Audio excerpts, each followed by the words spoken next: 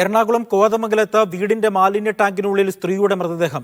ഊന്നുകല്ലിന് സമീപമുള്ള ആൾതാമസമില്ലാത്ത വീട്ടിലാണ് മൃതദേഹം കണ്ടെത്തിയത്. ദുർഗന്ധത്തെ തുടർന്ന് നടത്തിയ പരിശോധനയിലാണ് മൃതദേഹം കണ്ടെത്തിയത്. പോലീസ് അന്വേഷണം ആരംഭിച്ചു.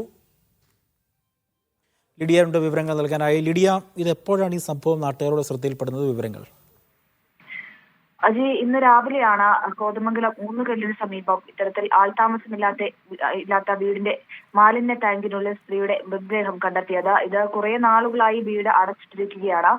വീടിന്റെ ഉടമസ്ഥൻ ഒരു വൈദികനാണ്. അതുകൊണ്ട് തന്നെ ആൾ കുറെ നാളുകളായി സ്ഥലത്തില്ലാത്ത ആളാണ്. ഇടയ്ക്കിടയ്ക്ക് മെയിന്റനൻസ് പണികൾക്കായി, അറ്റകുറ്റപ്പണികൾക്കായി വരികയും അത് നടത്തി തിരിച്ചു പോവുകയും ചെയ്യുകയാണ് പതിവ്.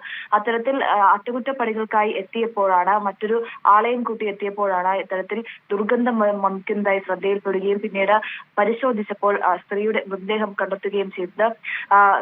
വീടിന്റെ പുറകുവശത്തായി കെട്ടിവെച്ചിരിക്കുന്ന, അതായത് മാൻഹോൾ പോലെ കെട്ടിവെച്ചിരിക്കുന്ന ഒരു മാലിന്യ ടാങ്കിന്റെ ഉള്ളിലായിട്ടാണ് മൃതദേഹം കണ്ടെത്തിയിരിക്കുന്നത്. മൃതദേഹത്തിന് 2 ദിവസത്തെ പഴക്കമുണ്ട് എന്നാണ് ഇപ്പോൾ മനസ്സിലാക്കുന്നത്.